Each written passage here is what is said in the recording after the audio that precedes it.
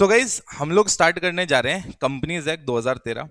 और इस पूरे सेशन में जो भी अभी अपन लेंगे कंपनीज एक्ट ए से लेके पूरा जेड तक कवर हो जाएगा। साथ साथ मैं आपको बताते हुए भी चलूंगा यार कोई इंपॉर्टेंट सेक्शन नंबर जो आपको याद रखना है। और हम बार बार उन सेक्शन नंबर्स को बोलेंगे सो दैट हमें याद भी हो जाए। आपकी जिम्मेदारी है जस्ट आफ्टर द सेशन आप वो सारे के सारे सेक्शन नंबर एक जगह लिख भी लो अलग से, तो आपको कोई टेंशन नहीं रहेगी। ये जो आपको नोट्स हैं जिनसे मैं पढ़ा रहा हूँ वो नोट्स आपको मिल जाएंगे। और इनकेस कोई बच्चा ऑनलाइन देखेगा तो उसको डिस्क्रिप्शन में इसका लिंक मिल जाएगा, उसको डाउनलोड करना हो तो ठीक है। तो अब सबसे पहले हम लोग इंट्रोडक्शन स्टार्ट करते हैं। तो यार देखो यार कंपनीज एक्ट ये 2013 है, राइट। इस कंपनीज एक्ट से पहले मतलब ऐसा तो नहीं है कि 2013 से पहले कंपनियां नहीं बनती होंगी। तो 2013 से पहले भी कंपनी बनती थी। तो उससे पहले कौन सा एक्ट था? 1956। कौन सा था? 1956। तो यार 1956 से पहले क्या कंपनी नहीं बनती थी? बनती थी। उससे पहले थी कौन सी? 1913। तो मैं क्या कहना चाह रहा हूं कि बेसिकली ये जो 2013 ये जो बार बार नए एक्ट्स आते हैं क्यों आते हैं? क्योंकि मान लो आपने कोई एक एक्ट बनाया, अब आपको लग रहा है कि यार इन एक्ट्स में आपको अब आपने अलग अलग कोई नोटिफिकेशन सर्कुलर्स या मान लो आपको लग रहा है कि यार आपने मान लो कुछ अमेंडमेंट्स किए हैं, तो अब वो बहुत सारे हो जाते हैं। आप अलग अलग रूल्स लेके आ गए। तो यार अब क्या होता है धीरे धीरे जो जो चेंजेस, अब बहुत लंबा टाइम हो गया, आप देखो ना कितने सारे साल हो गए। 1956 से 2013 में कितने ईयर्स हो गए। तो बहुत सारे छोटे छोटे जो भी चेंजेस आप लोगों ने किए हैं अभी तक, अमेंडमेंट्स वगैरह लिए हैं, उन सबको आप लोग कंबाइन करके एक नया एक्ट बना देते हो सो दैट एक ही जगह सारा का सारा डिटेल अवेलेबल हो और अलग अलग जगह देखना ना पड़े। तो बेसिकली इंट्रोडक्शन में अब मैं आपको बता रहा हूँ ये जो कंपनीज एक्ट है, ये जो पूरा कंपनीज एक्ट है, ये डिवाइडेड है पार्ट्स में। क्या है बेटा? पार्ट्स में डिवाइडेड। टोटल आप देखोगे तो 470 सेक्शंस हैं इसमें। मतलब पूरा कंपनीज एक्ट हमारे कितने में डिवाइडेड है? 470 सेक्शंस। उसके बाद में आप देखोगे इसमें 7 क्या है? स्केड्यूल्स हैं। और 29 टोटल चैप्टर्स हैं। कितने टोटल चैप्टर्स हैं? 29। आ रहा सुन में? कितने चैप्टर्स हैं टोटल? 29। अब अगेन जब भी आप देखोगे तो आपको समझना पड़ेगा आपका पूरा का पूरा कंपनीज एक्ट फाउंडेशन में नहीं आ रहा है, फाउंडेशन में इंट्रोडक्शन आ रहा है। जब आप इंटर में इसको पढ़ने जाओगे तो इंटर में भी एक पार्ट आएगा, पूरा 470 सेक्शन नहीं आएंगे। आ रहा सुन में? फिर फाइनल जब आप पढ़ोगे तो आपके कंपनीज एक्ट आएगा कंप्लीट। अब आप देखिए, अब मुझे बताओ ये जो कंपनीज एक्ट है, जैसा मैं बोला 1913 के बाद 56 में आया, 56 के बाद अब 2013 में आया। तो यार कुछ ना कुछ तो ऐसा चेंजेस इसमें अलग से आया होगा, कुछ ना कुछ तो नई चीज भी इसमें इंक्लूड हुई होगी। तो यार सबसे पहले तो अब कॉर्पोरेट गवर्नेंस इसमें थोड़ी बेटर होगी। मतलब जिस तरह से सारे के सारे प्रोसीजर्स वगैरह चलेंगे, कंपनियों को गवर्न किया जाएगा, वो प्रोसेसेस रेगुलेशंस थोड़ी सी आपको इंप्रूव्ड मिलेंगी। उसके बाद में रेगुलेशन जो थोड़ी सी टिपिकल हुआ करती थी वो थोड़ी थोड़ी अब क्या होंगी? रिलैक्स्ड होंगी, थोड़ी थोड़ी इजी मिलना स्टार्ट होगी। उसके बाद में जो भी ये माइनॉरिटी शेयर होल्डर होते हैं, माइनॉरिटी आप समझते हो ना, जैसे मान लो आज फॉर एग्जांपल 100% ओनरशिप है।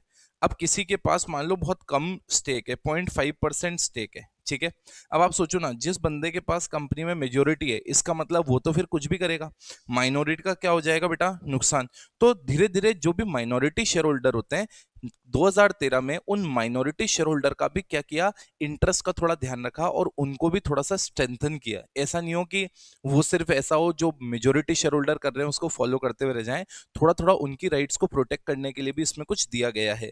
नेक्स्ट इज जो भी विसल ब्लोअर्स होते हैं, कौन होते हैं बेटा? Whistle blower. विसल ब्लोअर कौन होते हैं? जो भी कंपनी में मान लो कुछ गड़बड़ हो रही होती है तो कंपनी के अंदर के लोग क्या करते हैं? बाहर आगाह करते हैं, मतलब इन्फॉर्म करते हैं। विसल मतलब सीटी बजा के थोड़ा सा उस तरफ ध्यान आकर्षित करते हैं कि इस कंपनी में देखो देखो कुछ गड़बड़ हो रही है। तो यार अब क्या होता है, मान लो अगर कोई विसल ब्लोअर है, कंपनी के मैनेजमेंट को पता पड़ गया यार यही है जो हमारे अंदर की जो उल्टी सीधे काम चल रहे हैं बाहर बता रहा है, तो उसके अगेंस्ट एक्शन भी लिया जा सकता है। तो बेसिकली उनको थोड़ा सा क्या है कि विसल ब्लोअर के रोल को थोड़ा सा लेजिस्लेट भी किया गया है इसमें। नेक्स्ट इज जो भी क्लास एक्शन सूट होते हैं, क्लास एक्शन मतलब जब एक साथ कोई ग्रुप ऑफ लोग मिलके कोई पर्टिकुलर सूट लेके आते हैं उसको क्लास एक्शन सूट कहते हैं। तो उसके रिगार्डिंग भी प्रोविजंस इसमें क्या करे गए हैं मेरे प्यारे बच्चों? इंक्लूड करे गए हैं। क्या करे गए हैं इसमें? इंक्लूड। तो मुझे बताओ, क्या अगर आपसे कोई पूछेगा कि यार कंपनीज एक्ट 2013 क्यों आया, तो क्या आप बता सकते हो क्या क्यों आया 2013? आ रहा समझ में? क्या होगा इसमें? कॉर्पोरेट गवर्नेंस इंप्रूव होगी। उसके बाद में लेजिस्लेट होगा क्या, विसिल ब्लोअर का रूल, क्लास एक्शन सूट के रिगार्डिंग क्या है इसमें, प्रोविजंस वगैरह है। तो मेरे ख्याल से अगर आपको ये छोटा छोटा कुछ आइडिया होगा ना, तो you will get to know कि यार हम 1956 के बाद 2013 क्यों लेके आए। क्लैरिटी है। चलिए, अब मैंने कहा ये कंपनीज एक्ट ये लगता किस पे, तो मैंने कहा यार आप ऐसा समझो, ये तीन चीजों में याद रखना है तुम्हें। कंपनीज एक्ट कितनी चीजों में याद रखना है, तीन। भाई देखो, सबसे पहले ऑब्वियसली ये कंपनी पे तो लगता ही है। किस पे लगता है मेरे प्यारे बच्चों, कंपनी। कंपनी मतलब कौन सा, ऐसा कोई भी कंपनी जो कंपनीज एक्ट 2013 में रजिस्टर्ड हुआ, या फिर कोई प्रीवियस कंपनी एक्ट में, किसमें रजिस्टर हुआ, प्रीवियस कंपनी, तो फिर उस कंपनी पे क्या लगेगा, कंपनीज एक्ट लगेगा। उसके बाद में अब आपको ये देखना है और कौन सी कंपनी अब है, स्पेशल एक्ट वाली कंपनी। कौन सी कंपनी, स्पेशल एक्ट वाली कंपनी, ठीक है। दूसरा ये हो गया। तीसरा, कोई भी ऐसा बॉडी कॉर्पोरेट, क्या है बेटा, कोई भी ऐसा मान लो बॉडी कॉर्पोरेट है, कोई भी ऐसा बॉडी कॉर्पोरेट है जो अगर सेंट्रल गवर्नमेंट नोटिफाई कर दे, कौन नोटिफाई कर दे, सेंट्रल गवर्नमेंट, तो उस पे भी ये कंपनीज एक्ट लग जाएगा। आ रहा सुनने, अब आप सुनो, ध्यान से सुनो। मैं कह रहा हूं ये जो कंपनी है, कौन है बेटा, ये कंपनी, तो ये कंपनी पे तो लगेगा ही लगेगा। अब स्पेशल एक्ट वाले कौन से हैं, ये आप देखो यहां से लेके यहां तक, ये जो चार हैं ये स्पेशल एक्ट में आ गए।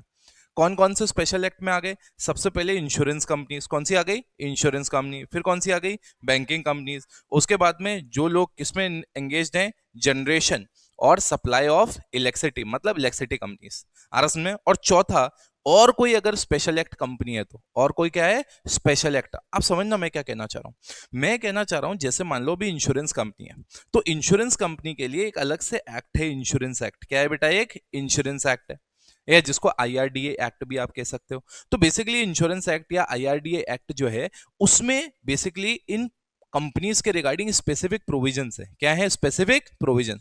तो सर इनको अलग से क्यों बोला गया, इनको अलग से क्यों बोला गया, तो मैंने कहा वो भी मैं आपको थोड़ा सा समझा देता हूं, और आगे क्या लिखा हुआ है वो भी आपको इससे समझ में आएगा।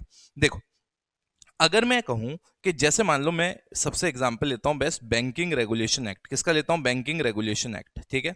आप समझना, अब मैं कहा बैंकिंग रेगुलेशन एक्ट है, अब मैंने कहा इधर कंपनीज एक्ट है। क्या है, इधर कंपनीज एक्ट, ठीक है। आप समझना, अब मान लो अगर कोई एक बैंक है, लेट्स से अगर मैं कहता हूं एचडीएफसी बैंक है। कौन है, एचडीएफसी बैंक। अब आप समझो ये जो एचडीएफसी बैंक है, नॉर्मली वो एक स्पेशल एक्ट के थ्रू आया है, मतलब बैंकिंग रेगुलेशन एक्ट एक बना हुआ है, उस बैंकिंग रेगुलेशन एक्ट में बैंक्स के रिगार्डिंग स्पेसिफिक प्रोविजंस है। तो अगर कोई भी बैंक बनता है तो उसको बैंकिंग रेगुलेशन एक्ट के प्रोविजन फॉलो करने पड़ेंगे। तो अब कहने का मतलब है कि ये स्पेसिफिकली क्यों इंक्लूड करा गया है कंपनीज एक्ट में, ऊपर क्यों नहीं लिख दिया गया सारी कंपनीज की तरह, क्यों, क्योंकि अगर कोई चीज बैंकिंग रेगुलेशन एक्ट में लिखी हुई है तो फिर वही फॉलो होगी जो बैंकिंग रेगुलेशन एक्ट में लिखी हुई है। बट अगर मान लो कोई चीज बैंकिंग रेगुलेशन एक्ट में नहीं लिखी हुई है, तो फिर उस बैंक पे भी नॉर्मल कंपनीज एक्ट के प्रोविजन अप्लाई होंगे। मान लो अगर बैंकिंग रेगुलेशन एक्ट में लिखा है कि ए फॉलो करना है बैंक को, जबकि कंपनीज एक्ट में लिखा है कि कंपनियां बी प्रोविजन फॉलो करेगी, तो उस केस में ये कंपनीज एक्ट का प्रोविजन फॉलो नहीं करेंगे बैंक्स। ये बैंक्स किसका प्रोविजन फॉलो करेंगे, बैंकिंग रेगुलेशन एक्ट का। किसका प्रोविजन फॉलो करेंगे, बैंकिंग। तो बेसिकली यहां पे ये अलग से क्यों दे रखा है, ये अलग से दे रखा है क्योंकि ये जो इंश्योरेंस कंपनी है, बैंकिंग कंपनी है, या फिर ये जो इलेक्ट्रिसिटी कंपनीज हैं, या कोई और स्पेशल एक्ट कंपनीज हो गई, बेसिकली इन पे कंपनीज एक्ट उतना ही लगता है जितना कि वो इनकंसिस्टेंट ना हो स्पेसिफिक एक्ट के। क्या आपको समझ में आया।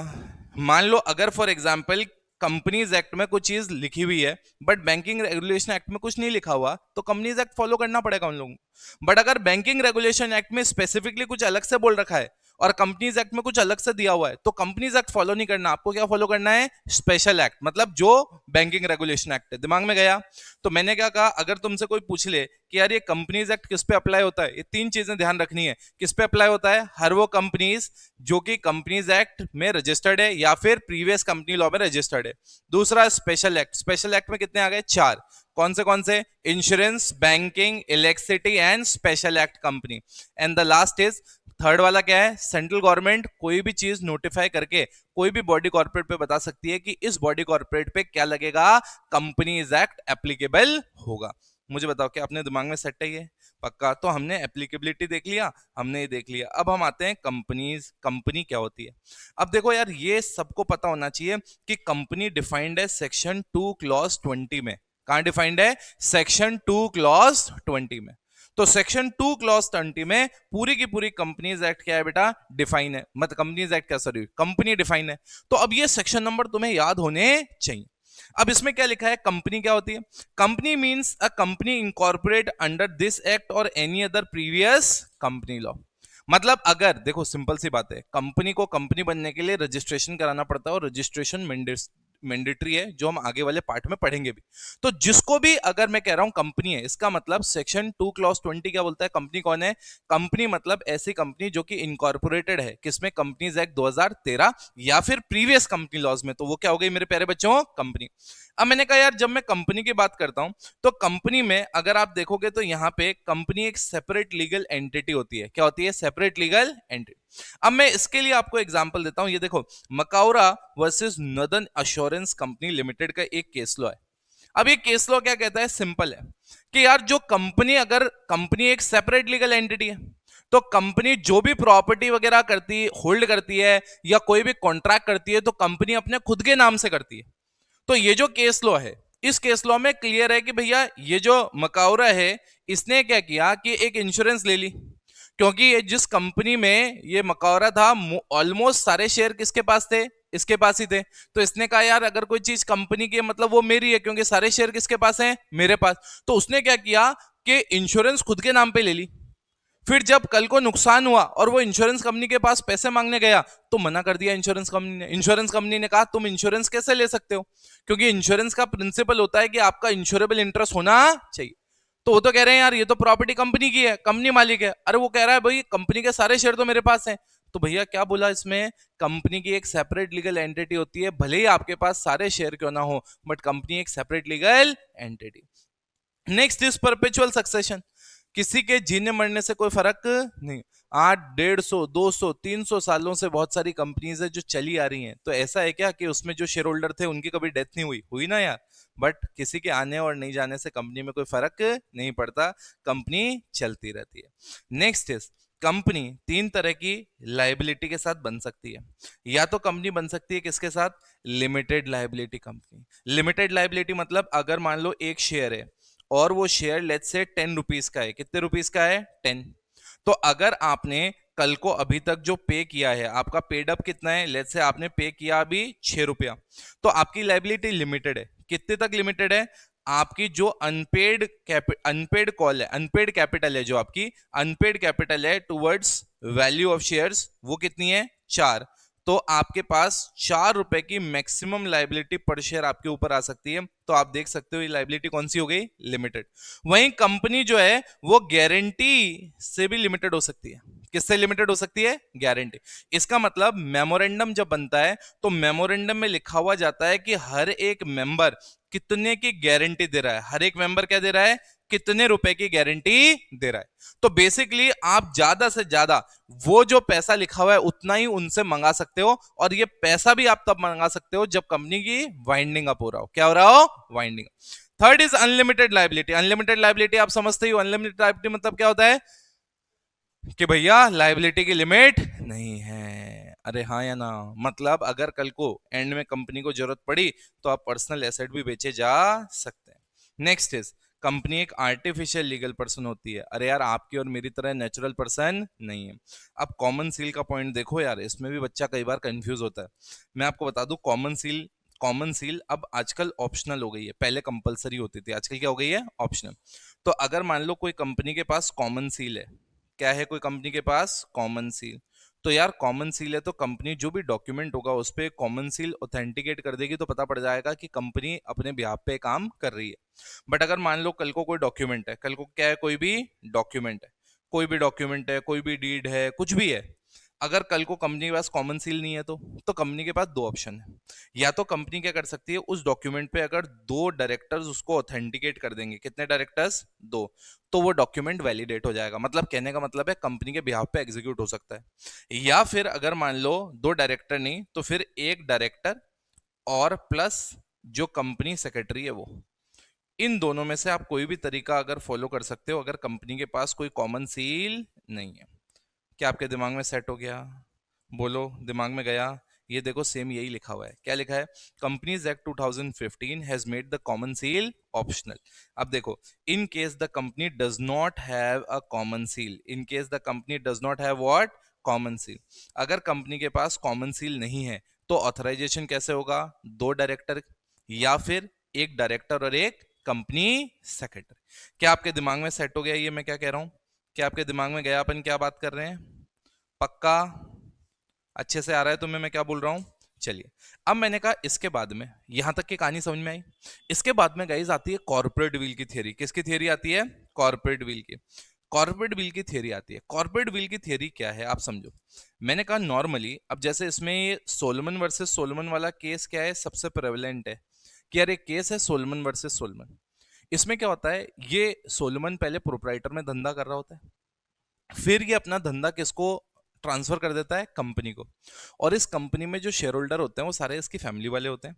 और जब ये सोल प्रोप्राइटर से कंपनी में बिजनेस ट्रांसफर कर रहा होता है तो ऑब्वियसली ये बिजनेस के लिए पैसे लेता है पर्सनल कैपेसिटी में। तो ये एक तो शेयर लेता है, प्लस कंपनी के कुछ डिबेंचर भी लेता है। क्या लेता है? कंपनी के कुछ डिबेंचर।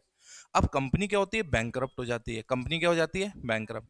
तो जब भी एसेट बिकेंगे तो ऑब्वियसली पहले किसको पेमेंट होगा? आउटसाइडर को। अब क्या हुआ, जो कंपनी के क्रेडिटर्स थे उन्होंने कोर्ट में केस किया। उन्होंने कहा, बोले यार आप ना जो भी पेमेंट आए पहले हमें देना। तो हमें देने का मतलब, अरे यार कंपनी की बैलेंस शीट में अगर आप देखोगे उस वक्त तो आपको डिबेंचर दिखेगा और आपको क्रेडिटर दिखेगा। क्या दिखेगा आपको? क्रेडिटर। तो यार ये जो डिबेंचर है ये था सोलोमन, क्रेडिटर कौन थे? बाहर वाले। तो इन्होंने कहा आप क्रेडिटर को पेमेंट मत करो, सॉरी आप डिबेंचर को पेमेंट मत करो, आप पहले किसको पेमेंट करो? क्रेडिटर को। क्यों? क्योंकि डिबेंचर तो उसी के ही है जो मालिक था। तो यहां पे ये कॉर्पोरेट व्हील थ्योरी क्या कहती है कि कोर्ट ने इसको डिसरिगार्ड कर दिया।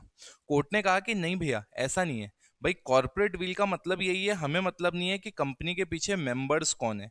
हमने उसको एक कॉर्पोरेट का ढांचा दे दिया तो कंपनी अलग है और मेंबर अलग है। तो हम कभी भी ये जो बीच में व्हील आ रहा है, बीच में जो है कर्टन आ रहा है, उसको हटा के देखेंगे नहीं कि मालिक कौन है। हमारे लिए तो भैया कंपनी अलग है और मालिक अलग। तो हमें मतलब नहीं है ये डिबेंचर सोलोमन के खुद के ही हैं या वो खुद ही कंपनी चला रहा था या ऑलमोस्ट वही पूरा मालिक है, हमें उससे कोई मतलब नहीं।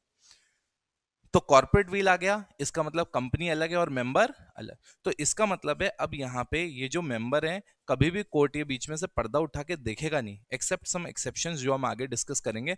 कभी ये पर्दा उठा के देखेगा नहीं कि पीछे कौन है, और जैसे क्रेडिटर हैं उसी सेम फुटिंग्स पे डिबेंचर को रखा जाएगा। और कोर्ट ने जो दलील थी किसकी? क्रेडिटर की, उसको आउटराइटली रिजेक्ट कर दिया। क्या आपके दिमाग में सेट हो गया?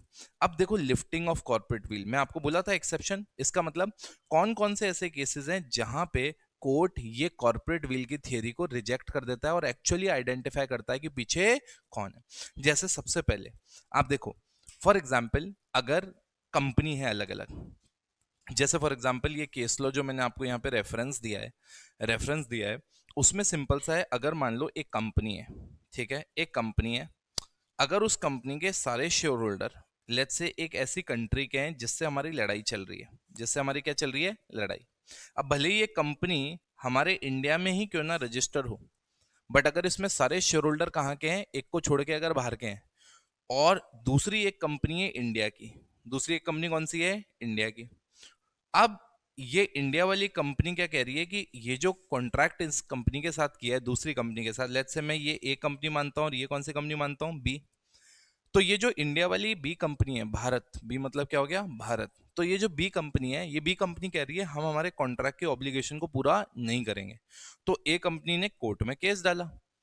तो कोर्ट में बी ने दलील ये दी कि ये जो कंट्री है इसमें सारे शेयर होल्डर एक को छोड़ के कहाँ के हैं? पाकिस्तान के।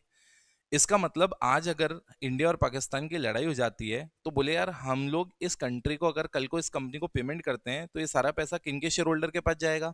पाकिस्तान के। पाकिस्तान के शेयर होल्डर के पास अगर चले जाएगा तो आपको क्या लगता है कि ये पैसा पाकिस्तान इंडिया के अगेंस्ट यूज नहीं करेगा? करेगा। तो इसलिए ये वाले केस में, ऐसे वाले केस में जब ये आइडेंटिफाई करना होता है कि एक्चुअली ये फ्रेंडली कंपनी है या कोई एनिमी कंट्री है, तो उस केस में आप ये कॉर्पोरेट व्हील की थ्योरी को रिजेक्ट कर सकते हो और एक्चुअली इसको व्हील को लिफ्ट करके आप देख सकते हो कंपनी का मालिक कौन है। कई बार रेवेन्यू या टैक्स को प्रोटेक्ट करने के लिए, मान लो कल को आप कंपनी का फॉर्मुलेशन ही इसलिए कर रहे हो ताकि आप क्या कर सको, अपना जो रेवेन्यू है उसको बचा सको और जो सरकार को टैक्स जा रहा है उसको आप कम कर सको। जैसे फॉर एग्जांपल इसमें ये दिनशो वाला जो केस है, कि दिनशो के पास क्या होता था, बहुत सारी डिविडेंड और इंटरेस्ट की इनकम आती थी। तो भैया इसने क्या किया कि यार इतनी इनकम आ रही है तो मेरे पे टैक्स लाइबिलिटी ज्यादा बढ़ रही है, तो इसने अलग अलग कंपनियां बनाई और उनको इसने लोन के माध्यम से पैसा दिया जो इन कंपनीज ने आगे इन्वेस्ट किया। तो वो जो डिविडेंड या इंटरेस्ट जो भी था, वो इनकम पहले एक बंदे के हाथ में आ रही, तो टैक्स लाइबिलिटी क्या हो रही थी, ज्यादा। अब जब वो अलग अलग कंपनीज ने बाइफरकेट हो गई, तो उस केस में क्या हुआ, टैक्स लाइबिलिटी क्या हो गई, रिड्यूस हो गई। तो इस केस में भी कोर्ट ने कॉर्पोरेट व्हील को उठा के एक्चुअली देखा कि यार यहाँ पे ये टैक्स क्या करना है, टैक्स नहीं देना चाह रहा है, इसलिए वो ये काम कर रहा है। इन कंपनीज का और कोई भी काम नहीं है एक्सेप्ट इसका टैक्स बचाने के। तो इसलिए उन्होंने क्या किया, इसमें भी कॉर्पोरेट व्हील उठा के देखा कि इन हर कंपनी का मालिक इन शॉर्ट कौन है, दिनशॉ ही है। Am I making sense? तो अगेन अपन पढ़ क्या रहे हैं, हम ही कह रहे हैं कि यार पहले एक कॉर्पोरेट व्हील होता है बीच में। वो कॉर्पोरेट व्हील जो होता है, उस कॉर्पोरेट व्हील में क्या होता है, बीच में कौन आता है कॉर्पोरेट व्हील में, कॉर्पोरेट व्हील में एक एक सेग्रीगेशन कर्टेन टाइप आ जाता है कि मालिक अलग है और कौन है, कंपनी अलग है। तो इन केसेस में उठा के एक्चुअली देखा जा सकता है कि मालिक कौन है। Am I making sense? चलो, to avoid a legal obligation. अब avoid a legal obligation case भी मैंने आपको दे रखा है। अब इसमें लीगल ऑब्लिगेशन क्या है, लीगल ऑब्लिगेशन ये थी भाई, जैसे आप देखो बोनस और ये सारे के सारे एक्ट हैं जो आगे जाके आप पढ़ेंगे, तो बहुत सारे, जैसे मैं एक बोनस का एग्जांपल लिया। अब जैसे मान लो कंपनी में क्या होता है, ऐसा नहीं होता हर एक छोटी कंपनी पे ही बोनस एप्लीकेबल हो जाए, पीएफ एप्लीकेबल हो जाए, नहीं। एक लिमिट है, क्या है बेटा, एक लिमिट। तो अब क्या हुआ, अब कंपनी को लगा कि बोले यार हमें क्या करना पड़ेगा, हमें ना बोनस देना पड़ेगा। क्या देना पड़ेगा, बोनस, क्योंकि जो थ्रेशोल्ड लिमिट है हम उससे आगे जा रहे हैं। तो उस कंपनी ने क्या किया, एक और लीगल एंटिटी ऐसी बनाई और इसने क्या किया, दोनों कंपनी में मुनाफे को बांट दिया। इस तरह से बांटा ताकि हमें बोनस नहीं देना पड़े। क्या नहीं देना पड़े, बोनस। तो इसका मतलब आप क्या कर रहे हो, आपका पर्पस यही है नई कंपनी बनाने का, ताकि आपके ऊपर जो लीगल ऑब्लिगेशन आ रही है वो लीगल ऑब्लिगेशन से आप बच जाओ। तो कोर्ट कहता है यार ऐसा नहीं होगा, फिर तो हमने कानून बनाए क्यों है, जिस पे भी एप्लीकेबल होने लगेगा वो फिर एक और कंपनी बना के प्रॉफिट को वहां डाइवर्ट कर देगा। तो इसलिए कोर्ट ने कहा यार अगर तुम्हारा पर्पस ये है कंपनी बनाने का कि तुम अपने ऊपर जो लीगल ऑब्लिगेशन आ रहे हैं उसको अवॉइड करो, तो उस केस में हम एक्चुअली पीछे से पर्दा हटा के देखेंगे कि यार मालिक दोनों कंपनी के सेम ही है, इसका मतलब इस पे बोनस की लायबिलिटी आएगी। अरे हाँ या ना? Next is formation of subsidiaries to act as agent. मतलब मान लो आपने कोई सब्सिडरी कंपनी बनाई, अभी आप समझो, आगे वैसे पढ़ाऊंगा सब्सिडरी कंपनी क्या होती है, बट अभी के लिए आप ये समझो, ये जो सब्सिडरी कंपनी होती है, इन शॉर्ट एक कंपनी होती है होल्डिंग, एक होती है सब्सिडरी। तो सब्सिडरी वो कंपनी होती है जिसमें होल्डिंग कंपनी 50% से ज्यादा, one half of the voting power या फिर पूरे बोर्ड ऑफ डायरेक्टर्स को कंट्रोल करती है, majority of the board of directors को कंट्रोल करती है। तो उस केस में आपने एक सब्सिडरी बनाई, वो इसलिए बनाई ताकि वो आपके एजेंट बन सके। जैसे फॉर एग्जांपल नीचे वाला जो केस लॉ है, अब केस लॉ में क्या था कि जैसे एक कंपनी थी, उस कंपनी को कोई लाइसेंस चाहिए था, बट उसको लगा यार मैं अपने नाम से ही लाइसेंस मांगूंगा तो मैं एलिजिबल नहीं हूं, मेरे को ये लाइसेंस नहीं बनेगा। तो उसने एक और कंपनी बनाई और उसने उस कंपनी के नाम से लाइसेंस अप्लाई किया, ताकि उस कंपनी के नाम से लाइसेंस जब मिल जाएगा तो फिर वो जो होल्डिंग कंपनी है वो उस लाइसेंस का उपयोग कर पाएगी। तो यहाँ पे आप मुझे बताओ ना, क्या आपको नहीं लगता ये जो सब्सिडरी बनाई वो इसीलिए बनाई बस वो एजेंट बन सके, क्या बन सके, agent. Am I making sense? तो इस केस में भी कोर्ट उठा के देख सकता है कि भैया इसने, मालिक यहाँ भी वही है, मालिक वहां पे भी वही है, तो इनका यहाँ ये जो सब्सिडरी बनाने का काम है वो यही है ताकि वो एजेंट की तरह एक्ट करे। इन शॉर्ट इसका बेनिफिट किसके पास जाएगा, होल्डिंग के पास। किसके पास जाएगा, holding. Next is company formed for fraud और इम्प्रॉपर कंडक्ट और टू डिफीट लॉ। अब जैसे ये गिलफर्ड मोटर वाला केस है, इसमें क्या था, ये जो बंदा था ये बहुत बड़ी इन्फ्लुएंशियल पोजीशन पे था इस कंपनी में। तो इस बंदे ने क्या कहा, कंपनी के साथ जब नौकरी में था, इतनी बड़ी इन्फ्लुएंशियल पोजीशन में होता है तो कंपनी ऐसे लोगों के साथ एग्रीमेंट करती है कि यार तुम जब यहाँ से नौकरी छोड़ के जाओ तो हमारे कस्टमर्स को अपनी तरफ अट्रैक्ट मत करने लग जाना। तो इसने कहा ठीक है। तो इसने क्या किया, जब कंपनी छोड़ के गया तो इसने कहा यार मैं अगर अपने काम नाम से धंधा करूंगा तो मैं कर ही नहीं पाऊंगा। तो इसने क्या किया, सिर्फ वो जो कॉन्ट्रैक्ट था उसको डिफीट करने के लिए, उसमें जो प्रोविजन था जो उसने अग्री किया था उसको डिफीट करने के लिए उसने क्या किया, एक नई कंपनी बना दी। तो अब जब ये गिलफर्ड मोटर ने कहा, बोले यार ये तो गड़बड़ हो रही है, ये बंदा तो देखो यार हमारे कस्टमर से अब अक्वायर कर रहा है, तो उसने कहा मैं तो नहीं कर रहा अक्वायर, ये तो एक कंपनी है जो कि आर्टिफिशियल पर्सन है, जो मेरे से अलग है, सेपरेट लीगल एंटिटी है, वो कर रही है। तो कोर्ट ऐसे केस में, जब आपका पर्पस ही कोई फ्रॉड करना है, कोई लॉ का प्रोविजन डिफीट करना है, उस केस में कर्टन हटा के आइडेंटिफाई करेगी कि भैया मालिक कौन है। तो मुझे फटाफट बताओ यार, अगर मैं आपसे पूछूं कॉर्पोरेट व्हील में मैंने कितने केस बताए तुम्हें? 5। कितने केस बचाए? 5। नंबर 1 कौन सा केस है? नंबर 1, नंबर 1 देखो 5 दिमाग में बिल्कुल सेट होने चाहिए। आप जब किसके साथ ट्रेड कर रहे हो? एनिमी के साथ। पहला केस किसके साथ ट्रेड कर रहे हो? एनिमी के साथ।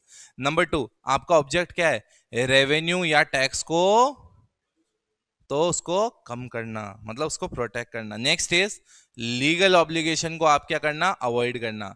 सब्सिडरी बनाना ताकि वो सिर्फ आपके किसके लिए काम करे? एजेंट के लिए। आपका सोल पर्पस ही कंपनी बनाने का यह है ताकि आप कोई फ्रॉड कर सको या डिफीट कर सको लॉ का कोई प्रोविजन। तो इन 5 केसेस में कॉर्पोरेट व्हील को लिफ्ट किया जा सकता है, और पांचों के पांचों केस भी मैंने साथ में आपके साथ डिस्कस कर लिए। और कॉर्पोरेट व्हील में भी मैंने एक केस डिस्कस किया था, कौन सा? Solomon versus Solomon. उससे पहले भी मैंने मकावरा वर्सेस नदन इंश्योरेंस वाला केस आपके साथ डिस्कस किया था। तो आप देखो, भले ही हम लोग रिवीजन सेशन ले रहे हैं, बट फिर भी मैं एक एक केस आपके साथ डिस्कस कर रहा हूं। क्या आपके दिमाग में यहां तक सेट हो गया? पक्का? चलिए गाइस, तो let's begin. After the lifting of corporate wheel, let's begin with the classes of companies under the act। मतलब कंपनी को अलग अलग टाइप से क्लासिफाई करा जा सकता है। जैसे आप सबसे पहले हम किस बेसिस पे क्लासिफाई कर रहे हैं? लाइबिलिटी। लाइबिलिटी के बेसिस पे यार ऑलरेडी डिस्कस करके आए, कंपनी क्या हो सकती है? लिमिटेड बाय शेयर्स, या कंपनी क्या हो सकती है? लिमिटेड बाय गारंटी, या कंपनी क्या हो सकती है? अनलिमिटेड। यार तीनों ऊपर डिस्कस कर लिया था कि लिमिटेड बाय शेयर में जो भी nominal value of the share है, उस पे जो अनपेड अमाउंट है वो आप क्या कर सकते हो? मांग सकते हो। मैंने आपको ये भी क्लियर किया कंपनी लिमिटेड बाय गारंटी भी हो सकती है। तो आप जब मेंबर बन रहे हो उस समय आप गारंटी वहां पे लिखोगे मेंबर की, कि हर मेंबर की गारंटी कितनी है, और वो पैसा तभी मांगा जा सकता है जब कंपनी क्या हो? वाइंड अप हो। अनलिमिटेड लाइबिलिटी के केस में भैया, अनलिमिटेड लाइबिलिटी मतलब पर्सनल एसेट भी बेचे जा सकते हैं, बट जैसे ही कंपनी क्या हुआ, बंदा क्या हुआ, मेंबर खत्म हो गया, उसकी लाइबिलिटी भी क्या हो जाएगी? सीज हो जाएगी। क्लैरिटी है? चलिए, अब on the basis of members यार, on the basis of what? Members. On the basis of members अगर हम देखेंगे तो सबसे पहले आती है 1% कंपनी। कौन सी कंपनी? 1। तो सबसे पहले मैं आपको बता दूं 1% कंपनी, आप यार अमेजॉन को जानते हो? अमेजॉन देखो यार 1% कंपनी थी। क्या थी? 1%। अरे बाद में बनी वो पब्लिक कंपनी, पहले क्या थी? 1%। तो 1% कंपनी क्यों बनी थी यार? ये क्यों बना? क्योंकि उसने कहा यार मैं कोई रिस्की धंधा कर रहा हूं, कल को कोई लाइबिलिटी आ गई तो मेरे पर्सनल एसेट बिकने नहीं। अरे यार आप समझो ना, अगर आपके ऊपर प्रेशर रहेगा, आपके ऊपर लाइबिलिटी रहेगी, तो यार फिर उस केस में आप एंटरप्रेन्योरशिप या आप कुछ रिस्की काम करने से हमेशा क्या होगा? डरोगे। तो यार ओपीसी का कॉन्सेप्ट आपको समझ में आ रहा है? अरे पहले क्या होता था, आपको कम से कम 2 लोग चाहिए होते थे प्राइवेट कंपनी बनाने के लिए। तो अगर कोई कॉर्पोरेट कॉन्सेप्ट पे काम करना जा रहा है बट अकेला है, वो कर ही नहीं सकता था, इसलिए ओपीसी की क्या पड़ी? जरूरत पड़ी। Am I making sense? तो ओपीसी आप देखोगे कहां डिफाइंड है? Section 2 clause 62। 2 क्लॉज 20 में क्या है? कंपनी डिफाइंड है। सेक्शन 2 क्लॉज 62 में ओपीसी डिफाइंड है। अब ओपीसी क्या है यार? जिसमें एक ही बंदा मेंबर हो। क्या हो? ओपीसी में एक ही बंदा मेंबर हो। क्लैरिटी है? उसके बाद में अगर मैं कहूं ये क्यों किया गया, तो यार एंटरप्रेन्योरशिप, कॉर्पोरेटाइजेशन को प्रमोट करने के लिए। क्योंकि अगर 2 लोग से अकेला आदमी कर सकता है, तो यार कॉर्पोरेट कल्चर में काम करना इजी हो जाएगा सामने वाले के लिए। हाँ या ना? अब सवाल ये उठता है कि यार मुझे बताओ ना कि ओपीसी एक्चुअल में सोल प्रोप्राइटर से डिफरेंट कैसे? सोल प्रोप्राइटर में भी अकेला आदमी धंधा करता है, यहाँ पे भी अकेला आदमी क्या कर रहा है? बिजनेस कर रहा है। तो यार ये डिफरेंट कैसे है? क्या है बेटा? डिफरेंट। क्योंकि ओपीसी एक सेपरेट लीगल एंटिटी है। क्या है बेटा? प्लस मेंबर की जो लाइबिलिटी है वो क्या है? लिमिटेड है। जबकि सोल प्रोप्राइटर में ओनर और मालिक क्या होता है? ओनर और बिजनेस दोनों एक ही है। लाइबिलिटी भी क्या है? अनलिमिटेड। तो I hope you know how it is different. But again OPC आप ध्यान रखना, ये प्राइवेट लिमिटेड ही होती है। क्या होती है? Private limited. तो ओपीसी एक डिफरेंट स्ट्रक्चर है, क्योंकि मेंबर उसमें अकेला चाहिए। प्राइवेट कंपनी में 2 चाहिए। प्राइवेट कंपनी का एक्सेप्शन ओपीसी है जिसमें अकेला आदमी काम धंधा कर सकता है, बट ओपीसी इन शॉर्ट क्या है बेटा? Private company. क्या है बेटा, प्राइवेट। अब मैंने कहा कुछ सिग्निफिकेंट पॉइंट जो आपको पता होने चाहिए। नंबर वन, इसमें कितने मेंबर होते हैं, एक। कितने मेंबर होते हैं, एक। मिनिमम कैपिटल की, पेड अप कैपिटल की कोई रिक्वायरमेंट नहीं है। अब मैं आपको जो पॉइंट बता रहा हूं ये नॉमिनी रिलेटेड है। किससे रिलेटेड है, नॉमिनी रिलेटेड पॉइंट है। आप ध्यान से देखना, आप जब भी मेमोरेंडम बनाएंगे नॉमिनी का नाम लिखेंगे उसमें कि आपके इस ओपीसी का नॉमिनी कौन है। क्लैरिटी है, आपको नेम देना पड़ेगा। जिस भी बंदे को आप ये कह रहे हो कि भैया तू नॉमिनी बनेगा, तुम्हें उसकी प्रायर कंसेंट चाहिए। क्या चाहिए, प्रायर कंसेंट चाहिए कि हाँ ये नॉमिनी। कल को तुमने कहा मेरा नॉमिनी मुकेश अंबानी है, ऐसा थोड़ी हो सकता है। तो आप जिसको भी नॉमिनी बना रहे हो पहले आप उसका क्या लोगे, कंसेंट लोगे। साथ ही अरे यार जो भी आज कंसेंट दे रहा है नॉमिनी बनने की वो विड्रॉ भी कर सकता है। कई बार ऐसा भी हो सकता है कि विड्रॉ करना छोड़ो, आपको लगा यार ये नॉमिनी सही नहीं है, तो राइट आप उसको रिमूव भी कर सकते हो। क्या कर सकते हो, रिमूव। आप भी हटा सकते हो, वो खुद भी हट सकता है, दोनों ही चीजें हो सकती है। यस के नो। ये देखो, any time change the name, मतलब मेंबर जो है वो कभी भी नॉमिनी का नाम भी चेंज कर सकता है, मतलब उसको हटा भी सकता है, और नॉमिनी खुद भी क्या कर सकता है, विड्रॉ कर सकता है अपनी कंसेंट के मैं आपसे नॉमिनी इसका नहीं रहना चाहता। क्लैरिटी है। अब ये जो नॉमिनी का नाम बदल रहा है, मतलब वो खुद हट रहा है या हम हटा रहे हैं, तो जब आप ये चेंज करते हो इसका मतलब आप मेमोरेंडम में कोई ऑल्टरेशन नहीं कर रहे हो। सर क्या कहना चाहते हो, अरे यार जब आप मेमोरेंडम ऑफ एसोसिएशन में ऑल्टरेशन करते हो ना, मतलब आपने शुरुआत में कंपनी बनाते वक्त एक मेमोरेंडम ऑफ एसोसिएशन बनाया था, जो आगे आएगा हम डिस्कस भी करेंगे क्या होता है। बट ये जो मेमोरेंडम ऑफ एसोसिएशन आपने शुरुआत में रजिस्ट्रेशन के टाइम बनाया, अगर आप इसमें कोई भी चेंज करना चाहते हो तो भैया इसका प्रोसीजर थोड़ा लंबा है, स्पेशल रेजोल्यूशन वगैरह पास करने पड़ते हैं, बड़े मतलब इसमें दिक्कत है। ऐसा नहीं है आपने जिस दिन आपका मन किया जाके आपने बदल दिया, ऐसा कुछ भी नहीं, ना डायरेक्टर कर सकता है ना कोई और बंदा कर सकता है। तो अपन ये कह रहे हैं कि यार अगर सिर्फ आपको नॉमिनी का नाम बदलना है तो हम ये नहीं मानेंगे कि आप मेमोरेंडम में कुछ ऑल्टरेशन कर रहे हो, क्योंकि अगर ये मान लिया मेमोरेंडम में ऑल्टरेशन कर रहे हो तो फिर एक बड़ा प्रोसेस है जो फॉलो करना पड़ेगा, ऐसे नाम नहीं बदल सकते। इसलिए यहाँ पे स्पेसिफिकली दिया गया है कि इसको हम ऑल्टरेशन नहीं मानेंगे। अरे यस कि नो, क्लियर है, यही बस यहाँ पे पॉइंट लिखा हुआ है। तो मुझे बताओ क्या नॉमिनी से रिलेटेड आपके पॉइंट दिमाग में सेट हैं, पक्का दिमाग में सेट है। अगर कोई भी इससे रिगार्डिंग क्वेश्चन आएगा तुम जवाब दे पाओगे। चलिए अब आते हैं कंडीशन, मतलब अगर कोई भी बंदा मान लो मेंबर या नॉमिनी बनना चाहता है, मेंबर तुम समझे ना, मेंबर मतलब कौन, मालिक बनना चाहता है। कौन बनना चाहता है, मालिक। तो मुझे बताओ ना, अगर कोई भी बंदा मालिक बनना चाहता है तो वो क्या ऐसे ही बन सकता है, मतलब सॉरी मेंबर बनना चाहता है उस ओपीसी में, या कोई भी बंदा नॉमिनी बनना चाहता है ऐसे बन सकता है, नहीं, कुछ कंडीशन है। नंबर वन, अब देखो एक्चुअल में इसमें 1 और 2 इंपॉर्टेंट है, मतलब क्या होना चाहिए, सिटीजन ऑफ इंडिया होना चाहिए। नंबर 2, नेचुरल पर्सन होना चाहिए, मतलब आप किसी बॉडी कॉर्पोरेट को नॉमिनी नहीं बना पाओगे। अरे यस के नो। अब थर्ड वाला इसलिए आजकल इंपॉर्टेंट नहीं है, वो मैं तुम्हें बता देता हूं। आगे देखो क्या लिखा हुआ है, रेसिडेंट ऑफ इंडिया होना चाहिए। बट रेसिडेंट ऑफ इंडिया कौन होता है, ये देखो, स्टेड फॉर 120 डेज और मोर। बट आगे लिखा है रेसिडेंट ऑफ इंडिया और अदरवाइज, इसका मतलब रेसिडेंट ऑफ इंडिया होगा तो भी चलेगा या अदरवाइज भी चलेगा, कोई प्रॉब्लम वाली बात नहीं है। बट ये लिखना है क्योंकि एक्ट में लिखी हुई है, अदरवाइज नॉन रेसिडेंट भी चल सकता है, कोई टेंशन वाली बात नहीं है। वापस वापस वापस मुझे बताओ, अगर किसी को मेंबर बनने का है, नॉमिनी बनने का है, तो क्या 3 कंडीशन है। नंबर 1, वो क्या होना चाहिए, सिटीजन ऑफ इंडिया। वो क्या होना चाहिए, नेचुरल पर्सन। तीसरा, रेसिडेंट ऑफ इंडिया होना चाहिए या अदरवाइज। रेसिडेंट कब होता है, वो लास्ट फाइनेंशियल ईयर में 120 डेज या उससे ज्यादा इंडिया में रहा हो। क्लियर है क्या। चलिए अब फिफ्थ पॉइंट आते हैं, अगर आप ओपीसी बना रहे हो तो आप एक से ज्यादा ओपीसी नहीं बना सकते। जो माइनर है वो ओपीसी में मेंबर या नॉमिनी नहीं बन सकता। क्या नहीं बन सकता, वो मेंबर या नॉमिनी नहीं बन सकता। हाँ, आपको ये ध्यान रखना है, ओपीसी आपके लिए प्रोहिबिटेड है, इन 2 काम के लिए आप ओपीसी नहीं बना सकते। सर कौन से 2 काम, सबसे पहले सेक्शन 8 कंपनी। सेक्शन 8 कंपनी जानते हो ना, आगे पढ़ेंगे। सेक्शन 8 कंपनी होती है चैरिटेबल पर्पस के लिए जो बनती है, किसके लिए, चैरिट, नॉट फॉर प्रॉफिट के लिए जो बनती है, वो कौन सी होती है, सेक्शन 8।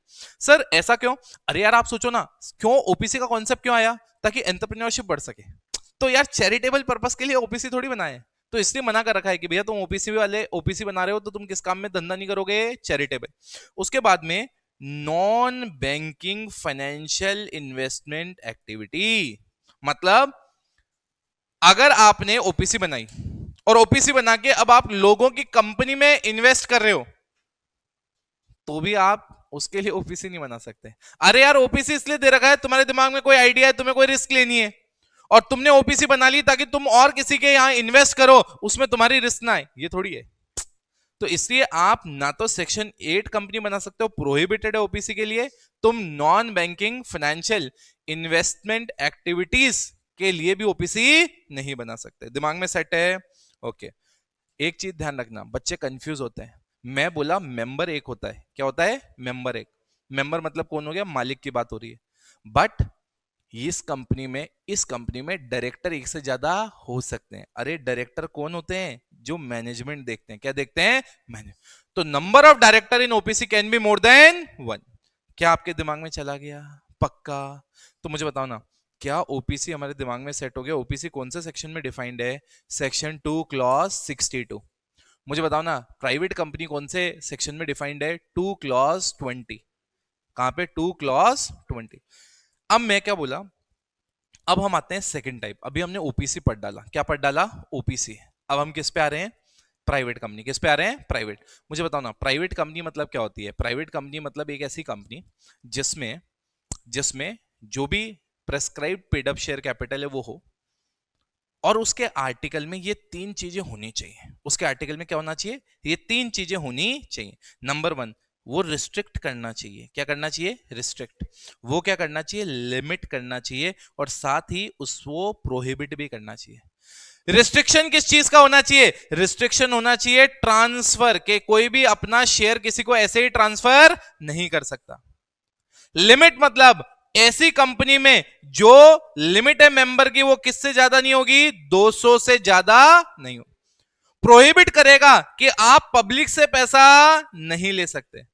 अब सबसे पहले यार, पहले और तीसरे में भी फर्क पता होना चाहिए। रिस्ट्रिक्शन मतलब ये होता है कि अलाउड तो है, बट कुछ परमिशंस के बाद, कुछ प्रोसीजर के बाद।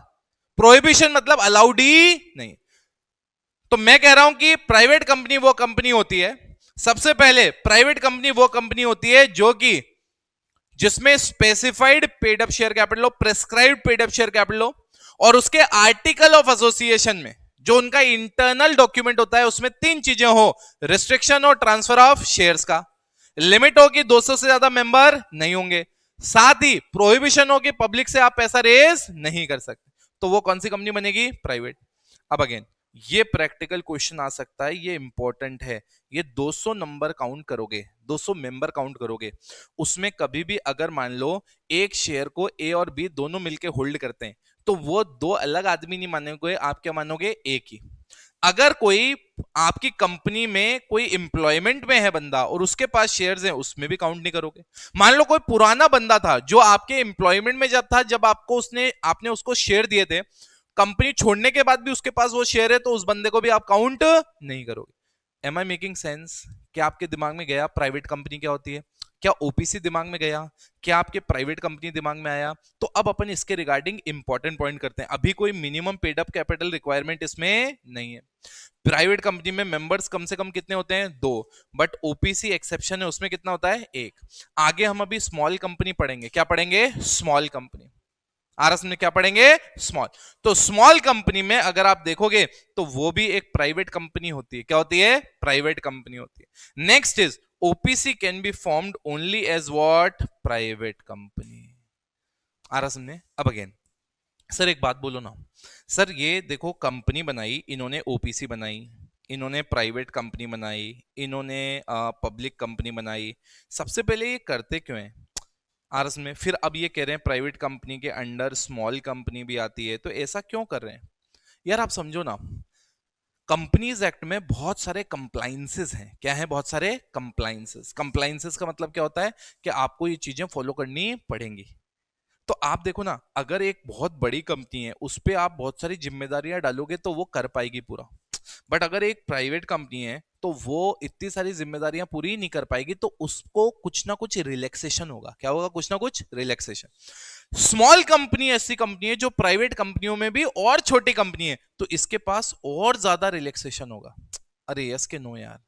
क्या आप समझे? तो ऐसा घबराना मत, ऐसा क्यों है, अलग अलग क्यों दिखा रखा है इन्होंने। अब अपन देखते हैं स्मॉल कंपनी। क्या देखते हैं अपन? स्मॉल। स्मॉल कंपनी कहां डिफाइंड है? Section 2 clause 85। कहां पे? Section 2 clause 85। अब स्मॉल कंपनी में आपको ये देखना पड़ेगा, सबसे पहले स्मॉल कंपनी कभी भी पब्लिक कंपनी नहीं हो सकती। क्या नहीं हो सकती? Public. Small company will always be other than a public company. Small company will be other than a public company. और स्मॉल कंपनी होने के लिए दो रिक्वायरमेंट है। क्या है बेटा? दो। आ रहा समझ में? सबसे पहले पहली रिक्वायरमेंट, पेड अप कैपिटल आपकी 4 करोड़ या 4 करोड़ से कम होनी चाहिए। कितनी होनी चाहिए? 4 करोड़ या 4 करोड़ से कम। टर्नओवर आपका 40 करोड़ या 40 करोड़ से कम। इन दोनों कंडीशन को संतुष्ट करना जरूरी है अगर आपको स्मॉल कंपनी बनना है। मान लो आपकी पेड अप कैपिटल 2 करोड़ है बट आपका टर्नओवर 50 करोड़ है, तो भी you are not a small company. आपका टर्नओवर 10 करोड़ है बट आपकी जो पेड अप कैपिटल है वो 6 करोड़ है, तो भी आप स्मॉल कंपनी नहीं। अब देखो, एक चीज ध्यान रखना, कभी भी सेक्शन 8 कंपनी स्मॉल कंपनी नहीं होगी। सर ऐसा क्यों? अरे सेक्शन 8 कंपनी को तो हमने ऑलरेडी एक अलग कंपनी माना है, तो सेक्शन 8 कंपनी को तो हमने ऑलरेडी स्पेशल प्रिविलेजेस दे रखे हैं, तो उनको अब स्मॉल कंपनी में डाल के और क्या प्रिविलेजेस दोगे? जितने देने थे वो हमने अलग से उनको दे दिए। अब दूसरा, होल्डिंग और सब्सिडरी। होल्डिंग सब्सिडरी मतलब अगर मान लो आपकी कंपनी में किसी और बड़ी कंपनी ने इन्वेस्ट कर रखा है तो आप भी बड़े ही हो गए ना यार, तो होल्डिंग सब्सिडरी भी क्या है बेटा? स्मॉल कंपनी नहीं हो सकती। तीसरा, स्पेशल एक्ट कंपनी। कौन सी कंपनी? स्पेशल है, क्योंकि स्पेशल एक्ट वाली कंपनी स्पेशल एक्ट के हिसाब से चलेगी, वो हमारे स्मॉल कंपनी के हिसाब से ऑपरेट नहीं करेगी। दिमाग में सेट है? वापस सबसे पहले कौन सा क्लॉज है? 2 क्लॉज 85। मुझे बताओ, मैं सबसे पहले 2 क्लॉज 20 बताया था, वो क्या होता है? Definition of company. उसके बाद 2 क्लॉज 62 बताया था, क्या था वो? 1% कंपनी। अभी हमने क्या देखा? सेक्शन 2 क्लॉज 85, वो क्या कहता है? Small company. मुझे बताओ स्मॉल कंपनी क्या होती है? ऐसी कंपनी जो कि पब्लिक कंपनी नहीं है, उसका टर्नओवर कितना है? 40 करोड़ या उससे कम, उसकी पेड अप कैपिटल कितनी है? 4 करोड़ या उससे कम। एक्सेप्शन कितने हैं? 3। होल्डिंग सब्सिडरी कभी भी स्मॉल नहीं होगी, स्पेशल एक कंपनी कभी भी स्मॉल कंपनी नहीं होगी, सेक्शन 8 कंपनी कभी भी स्मॉल कंपनी नहीं होगी। क्या दिमाग में गया? चलो अब मैं ना, ये देखो, ये 3 केस देखो बेटा, 3 केस देखो फटाफट। इन 3 केस में मुझे बताओ, इन 3 केस में मुझे बताओ, क्या ये स्मॉल कंपनी है या स्मॉल कंपनी नहीं है? फटाफट फटाफट बताओ। Jayraj limited, paid up share capital कितनी है? 2.5 करोड़। टर्नओवर कितना है? 10 करोड़। क्या ये स्मॉल कंपनी है या स्मॉल कंपनी नहीं है? बेटा मुझे पता था तुम गलत बोलोगे। अरे यहाँ पे जयराज लिमिटेड लिखा है, ये पब्लिक कंपनी है भाई, पब्लिक कंपनी कभी भी स्मॉल कंपनी नहीं होगी, सो ये स्मॉल कंपनी नहीं है। आप देखो, मैं यही बताना चाह रहा हूं, हम कितना भी अच्छे से पढ़ लें बट अगर एप्लीकेशन में गड़बड़ होगी तो हमारा आंसर क्या होगा? गलत ही आएगा। नेक्स्ट क्या है? Yogesh limited. Yogesh limited, paid up share capital कितनी है? योगेश यहाँ पे प्राइवेट कर देते हैं, क्या कर देते हैं? प्राइवेट। यहाँ पे भी क्या कर देते हैं? Private. Yogesh private limited, paid up share capital कितनी? 3 करोड़। टर्नओवर कितना? 50 करोड़। स्मॉल कंपनी है क्या? नहीं है। थर्ड वाला case, Sania private limited, paid up share capital 2 crore. मुझे बताओ टर्नओवर कितना? 30 करोड़। स्मॉल कंपनी है? स्मॉल कंपनी नहीं है? यस, ये स्मॉल कंपनी है। क्या अप्लाई करना आ गया तुम्हें स्मॉल कंपनी का section? Section 2 clause 85, section 2 clause 85। चलो अब इसी में जो थर्ड कंपनी है वो है क्या बेटा? थर्ड कंपनी क्या है? Public company. आपको सबसे पहले समझना है, public company is the company which is not private. Sir which is not private, इसका मतलब उसके आर्टिकल में प्राइवेट कंपनी की 3 चीजें होती है, रिस्ट्रिक्शन, लिमिट और प्रोहिबिशन। पब्लिक कंपनी वो है जिनके आर्टिकल में ये तीनों चीजें नहीं है। नंबर 2, उसमें जो भी पेड अप कैपिटल मिनिमम है प्रेस्क्राइब्ड वो इसमें पूरी हो रही है, तो वो कौन सी कंपनी हो गई? पब्लिक। इंपॉर्टेंट पॉइंट्स, इसमें शेयर्स फ्रीली क्या होते हैं? ट्रांसफर होते हैं, कोई minimum paid up capital requirement नहीं है। मिनिमम नंबर ऑफ मेंबर्स कितने हैं? 7। मैक्सिमम नंबर ऑफ मेंबर की कोई लिमिट नहीं है। सब्सिडरी अगर कोई होती है पब्लिक कंपनी की तो वो भी क्या है? पब्लिक। मतलब मानो ये होल्डिंग कंपनी है, मतलब होल्डिंग कंपनी मतलब वो कंपनी जो दूसरी कंपनी को कंट्रोल करती है। आगे अभी कंट्रोल वाले सेक्शन में पूरा पढ़ेंगे इसको। अब मान लो ये सब्सिडरी है, ये क्या है? सब्सिडरी। तो ये जो होल्डिंग कंपनी है, ये जो होल्डिंग कंपनी है, अगर ये पब्लिक कंपनी है, कौन सी कंपनी है? ये पब्लिक है, तो इसका मतलब ये भले ही सब्सिडरी प्राइवेट कंपनी क्यों ना हो अपने आर्टिकल्स के थ्रू, बट हम इसको क्या मानेंगे कंपनीज एक्ट में कि ये भी कौन सी कंपनी है? Public company. Am I making sense? मुझे बताओ, हमने कितने टाइप की कंपनीज पढ़ी अभी? हमने पहले पढ़ के आए on the basis of what? Liability. Liability मतलब शेयर कैपिटल, लायबिलिटी मतलब गारंटी, लायबिलिटी मतलब अनलिमिटेड लायबिलिटी। फिर हमने किसके बेसिस पे पढ़ा? On the basis of members. Members में ओपीसी, प्राइवेट कंपनी और पब्लिक। प्राइवेट कंपनी के अंदर भी एक कंपनी है स्मॉल कंपनी। क्या आपके दिमाग में सेट हो गया? पक्का दिमाग में गया मैं क्या कहने की कोशिश कर रहा हूं? श्योर? सो गाइज अब हम इसके आगे बढ़ते हैं। इसके आगे अगर आप देखेंगे तो हमारे पास अब on the basis of control है। क्या है बेटा? On the basis of control. Control के बेसिस पे हमने डिफाइन की होल्डिंग और हमने क्या डिफाइन की? सब्सिडरी।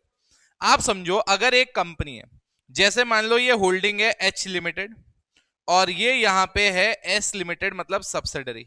अगर ये कंपनी होल्डिंग इस सब्सिडरी में या तो 1/2 मतलब half of total voting power, क्या बेटा? टोटल वोटिंग पावर, या फिर और वो बोर्ड ऑफ डायरेक्टर्स को कंट्रोल कर सकती है, तो उस केस में हम कहते हैं जो एस लिमिटेड है वो एच लिमिटेड की क्या है? सब्सिडरी है। क्या है? Subsidiary. Am I making sense? मुझे बताओ क्या होल्डिंग कंपनी, सब्सिडरी और होल्डिंग कभी भी स्मॉल कंपनी हो सकती है? कभी भी स्मॉल कंपनी हो सकती है? नहीं। कौन से क्लॉज में डिफाइंड है ये? Section 2 clause 87। आ रहा सुन में? चलिए अब इंपॉर्टेंट ये दो मैं आपको बताता हूं, फिर हम केसेस करेंगे। Provided that such class or classes of holding company may be prescribed shall not have layers of subsidiaries beyond the specified limit। मतलब अब देखो यार ऐसा भी हो सकता है, जैसे अब मैं तुम्हें यहाँ पे केस बताता हूँ, समझो। जैसे मान लो यहाँ पे ये लेट्स से ये दाऊद इब्राहिम है, ठीक है? ये दाऊद है, इसने अपना इलीगल पैसा इंडिया में लाना चाहता है, इन्वेस्ट करना चाहता है, तो दाऊद इब्राहिम को तो कोई इन्वेस्ट करने देगा नहीं। तो दाऊद ने क्या किया? एक कंपनी बनाई दुबई में, ए लिमिटेड, उसमें डाला पैसा। फिर ए लिमिटेड ने इंडिया में आई और बी प्राइवेट लिमिटेड में पैसा डाला। बी प्राइवेट लिमिटेड ने कहा डाला? सी प्राइवेट लिमिटेड में। सी प्राइवेट, ऐसा करते करते पूरी चेन बन गई। तो अब यहां पे पैसा आके इंडिया में इन्वेस्ट होना स्टार्ट हो गया। तो सोचो ना कंट्री के लिए कितना डिफिकल्ट है सिक्योरिटी के पर्पस के लिए आइडेंटिफाई करना कि यार एक्चुअल में पैसा है किसका। तो इसलिए क्या है कि ये लेयर भी बता रखी है कि ये जो लेयर होती है ना होल्डिंग से सब्सिडरी, फिर सब्सिडरी से नीचे, तो इसकी लेयर है। वैसे आपके बुक में नहीं दे रखी, बस इसमें नंबर ऑफ लेयर्स 2 हो सकती है मैक्सिमम। कितनी हो सकती है? 2 से ज्यादा लेयर नहीं हो सकती। मैं बता रहा हूं नॉलेज पर्सपेक्टिव के लिए, एग्जाम पर्सपेक्टिव से इंपॉर्टेंट नहीं। Private company which is a subsidiary of a public company, क्या बोला मैं? Private company which is a subsidiary of public company shall deem to be a public company for the purpose of this act even where such subsidiary company continues to be private company in articles। मैं already ऊपर पढ़ा के लाया था, अगर कोई subsidiary है वो प्राइवेट है और होल्डिंग कंपनी क्या है? पब्लिक, तो सब्सिडरी भी क्या हो गई? पब्लिक हो गई, इवन इफ उनके आर्टिकल में वो तीनों कंडीशन प्रेजेंट है। Am I making sense? चलो अब मेरे लिए बेटा इन 2 क्वेश्चन का आंसर दो। YG holds 80%, YG holds how much? 80% of the voting power in TCS Limited। मुझे बताओ क्या ये होल्डिंग सब्सिडरी है या होल्डिंग सब्सिडरी नहीं है? है या नहीं है? है या नहीं है? ओके वेरी गुड बेटा, बच्चे सब है बोल रहे हैं, ये नहीं है। अरे YG कोई कंपनी नहीं है यार, YG कोई कंपनी ही नहीं, ना प्राइवेट लिमिटेड लिखा हुआ है ना लिमिटेड लिखा हुआ है। तो भैया जब कंपनी नहीं है, YG तो कोई पर्सन लग रहा है, जैसे मान लो यश गोयल। तो होल्डिंग सब्सिडरी कंपनी के रिस्पेक्ट में, क्या है ये? कंपनी के रिस्पेक्ट में। अगला बताओ। AB hold 70% of the voting power in CD, तो क्या ये CD सब्सिडरी हुई? यस, ये भी कंपनी और ये भी कंपनी। अब AB होल्ड्स 42%, CD होल्ड्स 18% इन ऋषभ लिमिटेड, तो दोनों मिला के कितना हो गया? 60। इसका मतलब ये क्या हो गई? सब्सिडरी। क्या हो गई ये? सब्सिडरी। तो ये CD भी AB की सब्सिडरी है, ऋषभ भी सब्सिडरी है। अरे हाँ या ना? क्या आपके दिमाग में सेटअप है? अब ये छोटे छोटे क्वेश्चन ही तो अपने को मेन क्लियर करना है बेटा। अब आते हैं हम एसोसिएट कंपनी। कौन सी कंपनी? एसोसिएट। अब एसोसिएट क्या होती है? अब यार एसोसिएट कंपनी वैसे तो देखो एक्चुअल में एसोसिएट कंपनी जो होती है वो मैं बता रहा हूं क्या होती है। ऐसी कंपनी जिसमें या तो आपका सिग्निफिकेंट इन्फ्लुएंस हो, क्या हो? सिग्निफिकेंट इन्फ्लुएंस, या फिर आप डिसीजन मेकिंग में पार्टिसिपेट कर सकते हो। क्या पार्टिसिपेट कर सकते हो? तो उस केस में आप एसोसिएट कंपनी बन जाओगे। क्या बन जाओगे? मतलब अगर मान लो मैं किसी कंपनी में सिग्निफिकेंट इन्फ्लुएंस रखता हूं, सिग्निफिकेंट इन्फ्लुएंस मतलब 20% ऑफ द वोटिंग पावर, कितना? At least 20% of the voting power. तो अगर मान लो मैं रिलायंस में 21% होल्ड करता हूं, तो रिलायंस क्या हो गई मेरी एसोसिएट कंपनी, हो गई क्या? नहीं। अरे मैं कंपनी थोड़ी हूं, अगर मेरी कंपनी होल्ड करती है 21% तो क्या हो गई वो? Associate company. क्या तुम समझ पा रहे हो क्या? अब मैंने कहा पर ऐसा भी हो सकता है, मान लो अभी जैसे जैसे जैसे जैसे कोई कंपनी जिसके हालात थोड़े से खराब चल रहे हो, फॉर एग्जाम्पल वो कंपनी आती है कहती है यार आपकी कंपनी से पैसा चाहिए, मैंने कहा दूंगा मैं 8% मालिकाना अधिकार लूंगा, उन्होंने कहा ले लो, बट मैंने कहा तुम्हें मेरे साथ एक एग्रीमेंट करना पड़ेगा, जो भी इंपॉर्टेंट डिसीजंस होंगे तुम मेरे से डिस्कस करके लोगे यार। तो मैंने या तो 20% का मालिक हूं या मैं डिसीजन मेकिंग में पार्टिसिपेट करूं, तो उस केस में वो कंपनी मेरी क्या हो जाएगी? एसोसिएट। क्या समझे क्या मैं क्या कह रहा हूं? बट ये सेकंड वाला पॉइंट अपनी किताब में दे नहीं रखा, पता नहीं क्यों। अरे हाँ या ना? दिमाग में सेट है मैं क्या बोल रहा हूँ? वापस वापस वापस। कंपनी कितने टाइप की होती है on the basis of control? Holding, subsidiary या? दिमाग में सेट है? चलो अब मैंने कहा एक चार्ट देख लो छोटा सा। मैं बोला ये देखो, ये कंपनी में 0% मालिकाना अधिकार, ये कंपनी में 100% मालिकाना अधिकार। अगर आपका 20% तक का अधिकार है तो ये कौन सी कंपनी हो गई? Associate company. कौन सी कंपनी हो गई? एसोसिएट। मैं बोला अगर आपका अधिकार 50% से ऊपर चले आता है तो ये कंपनी कौन सी हो गई? सब्सिडरी।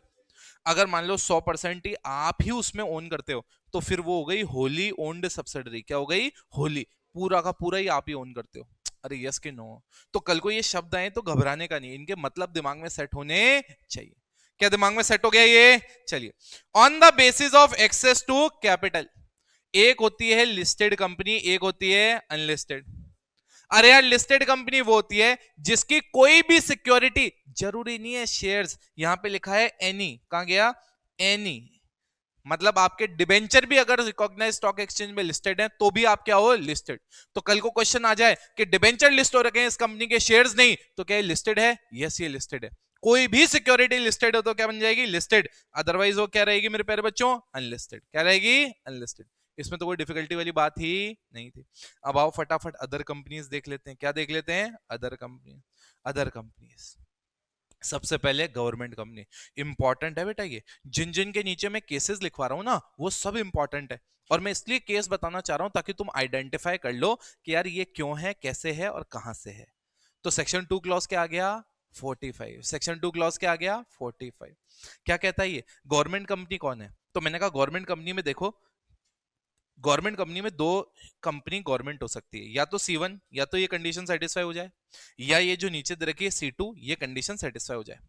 मतलब अगर एक ऐसी कंपनी जिसमें 51% या तो सेंट्रल गवर्नमेंट या स्टेट गवर्नमेंट, या सेंट्रल गवर्नमेंट स्टेट गवर्नमेंट या बहुत सारी स्टेट गवर्नमेंट भी मिलकर अगर मालिकाना अधिकार रखती है तो वो कौन सी कंपनी हो गई?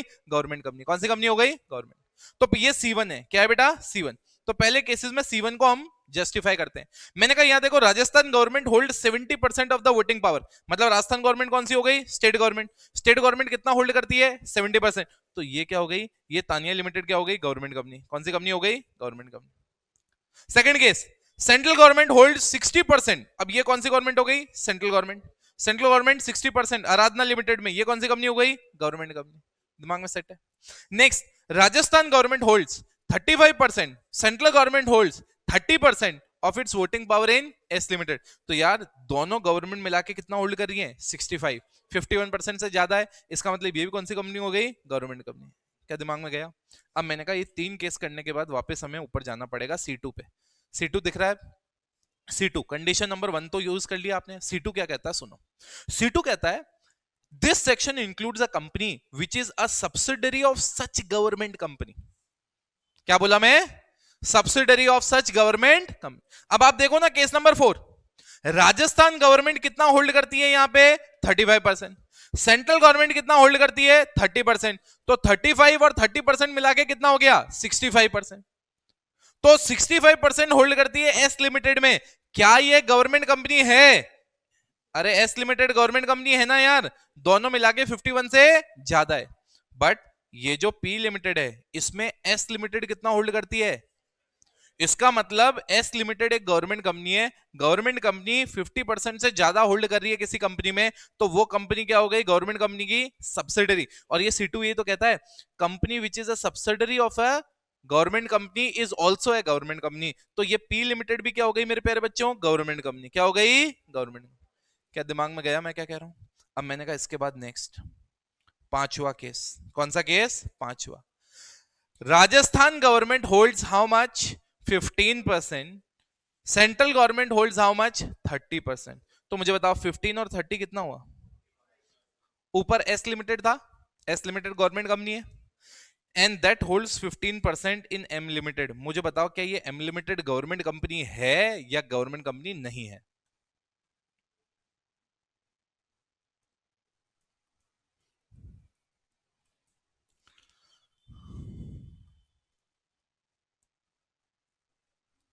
गवर्नमेंट कंपनी है या गवर्नमेंट कंपनी नहीं है? है या नहीं है? अरे है या नहीं है?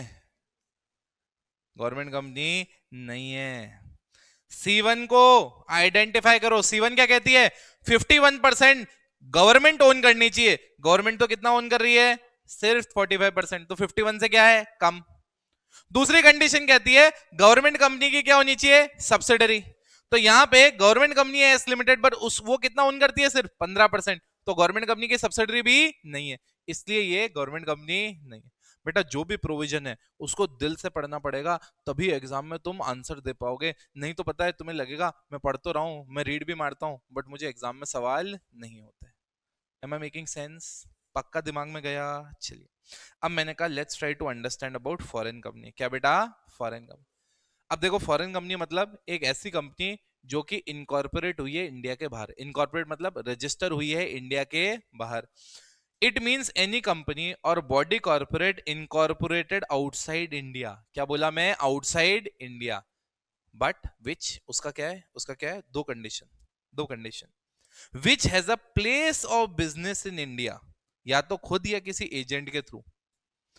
सेकंड, और वो भारत में कोई ना कोई बिजनेस एक्टिविटी कर रही है किसी भी तरीके की, तो वो कौन सी कंपनी हो जाएगी? फॉरेन। सर मतलब क्या है? आप समझो ना, एक कंपनी जो बाहरी रजिस्टर्ड है, इंडिया के उसका नाता ही नहीं है, तो वो हमारे लिए तो कंपनी एग्जिस्ट नहीं करती। अरे यस के नो? अगर हम कह रहे हैं कोई कंपनी है, तो वो पहले इंडिया में उसका कोई ऑफिस है और इंडिया में कोई धंधा कर रही है वो, तब हम कहेंगे वो फॉरेन कंपनी है। इंडिया में कुछ उसका रोल ही नहीं है तो हम उसको क्लासिफाई क्यों करेंगे? तो फॉरेन कंपनी मतलब ऐसी कंपनी जो इनकॉर्पोरेट कहां हुई? Outside India, but place of business कहां है उसका? इंडिया में। एक्टिविटीज कहां कर रही है वो? इंडिया में। तो वो कंपनी कौन सी हो गई? Foreign company. कौन सी हो गई? फॉरेन। चलो, अदर कंपनीज में दो कर ली, गवर्नमेंट कंपनी कर ली, फॉरेन कंपनी कर ली। अब फटाफट करते हैं formation of companies with charitable trust. याद आ रहा है सेक्शन 8? याद आ रहा है सेक्शन 8? अब देखो मान लो मैं तुम्हें पहले बेसिक बता देता हूं, ताकि तुम बेसिक पढ़ने के बाद फिर मैं तुम्हें ये पढ़ाऊं तो तुम्हारे दिमाग में बिल्कुल सेट हो। बेसिक देखो, बेसिक मैं बोला अगर कोई भी कंपनी है उसको सेक्शन 8 कंपनी बनने का है, तो ऐसा नहीं है कि मुंह उठा के कभी भी सेक्शन 8 कंपनी बन गए, नहीं।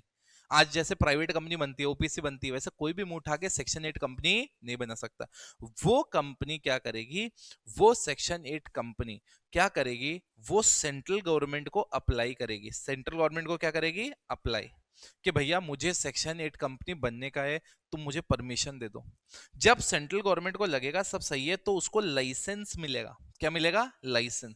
लाइसेंस मिलने के बाद ही they can operate as a section 8 company, otherwise not.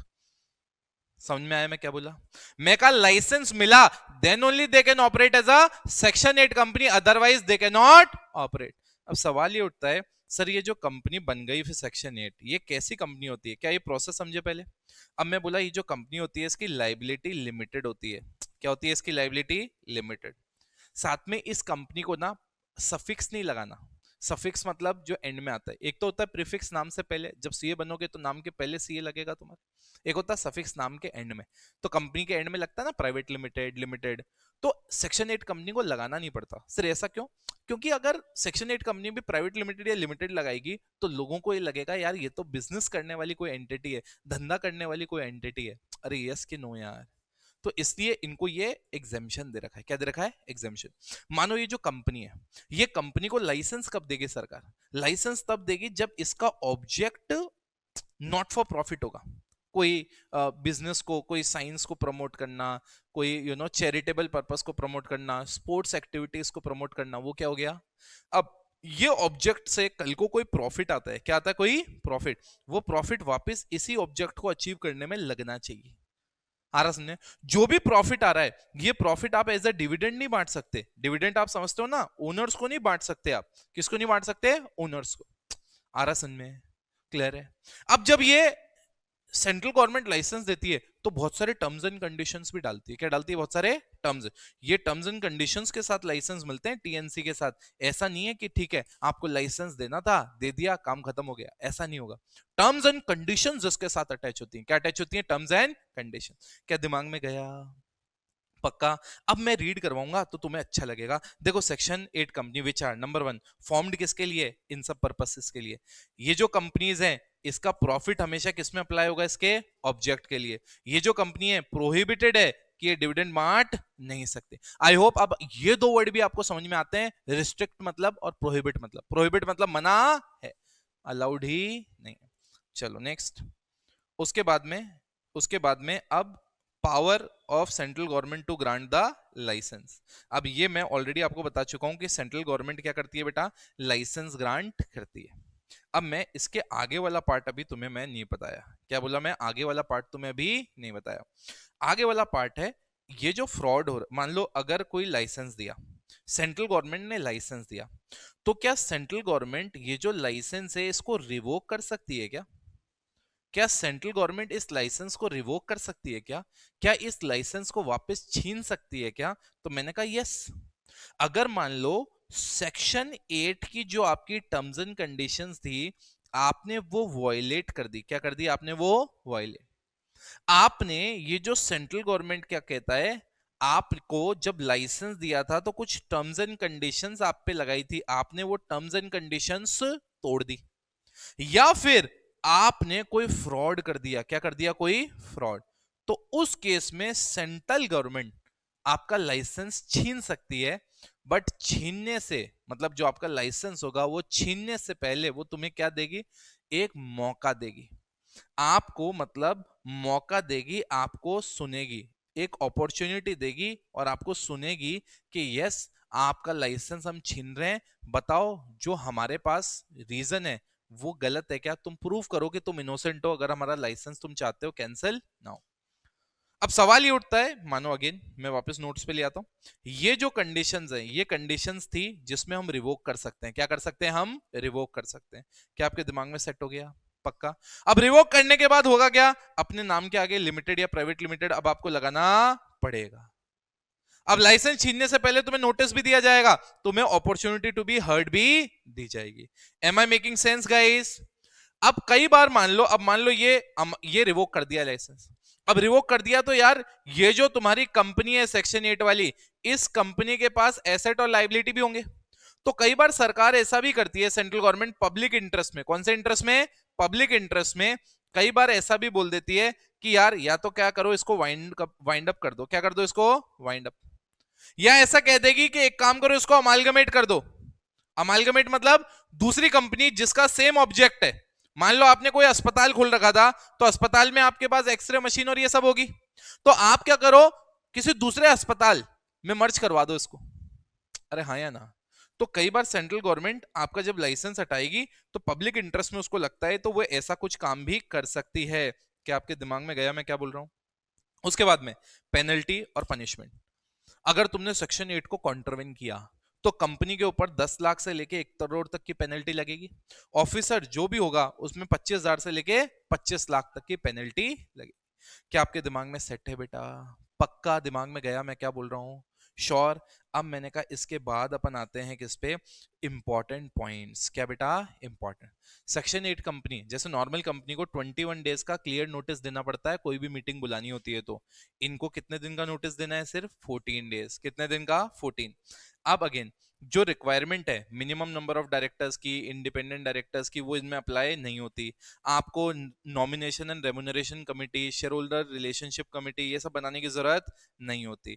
आ रहा समझे? अब अगेन ये इंपॉर्टेंट पॉइंट है, इसका सवाल आ सकता है। अगर मान लो जैसे फॉर एग्जांपल समझो, अगर मैं आपसे पूछूं कोई पार्टनरशिप है और वो कंपनी में जाके मेंबर बनना चाहे तो क्या वो मेंबर बन सकती है क्या? तो मैं आपको बता दूं नहीं बन सकती। क्यों? क्योंकि पार्टनरशिप एक सेपरेट लीगल एंटिटी नहीं है। बट एनपीओ मतलब ये सेक्शन 8 कंपनी एक्सेप्शन है, इसमें पार्टनरशिप भी क्या बन सकती है? मेंबर बन सकती है। इस पे सवाल आ सकता है अगर अच्छा पेपर बनाना हो तो। Am I making sense? दिमाग में सेट है अपने? क्या मुझे बताओ, सेक्शन 8 कंपनी अपने दिमाग में चला गया, अच्छे से चला गया, पक्का? चलिए गाइस, तो हम आगे बढ़ते हैं। अब पढ़ेंगे डोरमेंट कंपनी। कौन सी कंपनी? डोरमेंट। सबसे पहले आप समझो डोरमेंट कंपनी, बहुत छोटा सा इंट्रोडक्शन लेंगे। भाई मान लो फॉर एग्जांपल मुझे आज से 5 साल बाद फॉर एग्जांपल कोई फ्यूचर प्रोजेक्ट करने का है। क्या करने का है? Future project. बट मुझे लगता है कि आज अगर मैं छोटी छोटी चीजें अक्वायर करना स्टार्ट करूंगा, मान लो लेट्स से मे बी कोई रिसोर्स हो गया, मे बी कोई जमीन हो गई, कुछ भी हो सकता है, तो अब 5 साल तक तो मेरे वो काम आएगा नहीं। अब अगर मैं 5 साल तक एक नई एंटिटी बना के कोई चीज लेके रखूं और कोई सिग्निफिकेंट ट्रांजेक्शन ही ना हो, बट अगर मैं सारी की सारी जो कंप्लाइंसेस हैं कंपनीज एक्ट की वो सब करता रहूंगा तो भारी हो जाएगा। तो कल को बाद में कंपनीज एक्ट वाले मुझे नहीं कहते यार तुम्हारी कंपनी में तो कोई काम ही नहीं हो रहा है। तो इसलिए क्या होता है कि आप क्या करते हो, अपनी जो कंपनी होती है उसको कई बार आप क्या करते हो कि आप उसको एज अ डोरमेंट कंपनी बना लेते हो। क्या बना लेते हो? As a dormant. Dormant company दो केस में होता है। देखो पहला केस मतलब ये वाला केस, आपने कोई फ्यूचर पर्पस के लिए कोई एसेट्स वगैरह होल्ड कर रखे हैं बट कोई सिग्निफिकेंट ट्रांजैक्शन नहीं हो रहा, या फिर तुम्हारी कंपनी इनएक्टिव कंपनी है, तो भी तुम जाके किसका दर्जा लेने के लिए अप्लाई कर सकते हो? Dormant company. अब अगेन ये कौन सा है? सेक्शन 455। क्या है? सेक्शन 455। अब अगेन आपको कैसे मिलेगा? आपको एप्लीकेशन करनी पड़ेगी किसको? रजिस्ट्रार को, जो भी मैंने प्रेस्क्राइब्ड है उसको। अगर वो सेटिस्फाई होगा तो तुम्हें किसका स्टेटस दे देगा? Dormant company. स्टेटस देते ही तुम्हें स्पेशल कुछ प्रिविलेजेस मिल जाएंगी, कंप्लाइंस में आपको रिलैक्सेशन मिल जाएगा, ताकि कोई टेंशन वाली बात नहीं रहेगी। अब सबसे पहले इनएक्टिव कंपनी क्या होती है और सिग्निफिकेंट अकाउंटिंग ट्रांजेक्शंस क्या होते हैं, फिर हम इसको वापस क्लोज करेंगे। पहले ये दो समझते हैं। इनएक्टिव कंपनी क्या होती है? यार इनएक्टिव कंपनी वो होती है which has not been carrying what बेटा एनी बिजनेस और ऑपरेशन, और कोई भी सिग्निफिकेंट अकाउंटिंग ट्रांजैक्शन नहीं किया उन्होंने लास्ट 2 साल में। साथ ही उन्होंने अपने फाइनेंशियल स्टेटमेंट या एनुअल रिटर्न्स भी फाइल नहीं किए लास्ट 2 इयर्स के। आ रहा सुन में? वापस वापस वापस हम क्या पढ़ रहे हैं?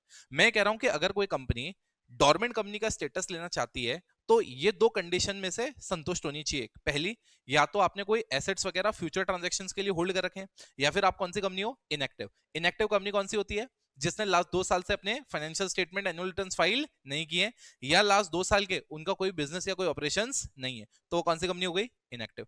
अब जब बार बार मैं एक वर्ड यूज कर रहा हूं सिग्निफिकेंट अकाउंटिंग ट्रांजैक्शन नहीं होने चाहिए, सिग्निफिकेंट अकाउंटिंग ट्रांजैक्शन नहीं होने चाहिए, तो ये सिग्निफिकेंट होते क्या है? मतलब बिजनेस में इन चार के अलावा कोई और ट्रांजैक्शन नहीं हो रहा है, मतलब ये चार सिग्निफिकेंट नहीं होते हैं। इसके अलावा कुछ होता तो क्या होता? सिग्निफिकेंट। तो इसका मतलब अगर आप रजिस्ट्रार को कोई फीस पे कर रहे हो, रजिस्ट्रार को क्या पे कर रहे हो? कोई फीस, या फिर आप क्या कर रहे हो? Payments made by it to fulfil the requirement of the act. मतलब आप समझो ना, एक तो रजिस्ट्रार हो गया, क्या हो गया? एक तो रजिस्ट्रार, या फिर जो एक्ट में अगर आपको कोई पेमेंट वगैरह बोल रखा है तो वो अगर आप पेमेंट कर रहे हो तो भी आप कोई सिग्निफिकेंट ट्रांजैक्शन नहीं कर रहे हो। अरे यार रजिस्ट्रार को आपको कोई पेमेंट करने का था, आपने वो किया, तो वो कोई बिजनेस ट्रांजैक्शन थोड़ी है। एक्ट में लिखा था कि ये फीस आपको पे करनी है, आपने वो पे कर दी, कोई सिग्निफिकेंट अकाउंटिंग ट्रांजैक्शन तो नहीं है। नेक्स्ट इज, आपने एक्ट की रिक्वायरमेंट को फुलफिल करने के लिए कोई शेयर्स का अलॉटमेंट किया, तो भी सिग्निफिकेंट ट्रांजैक्शन नहीं है।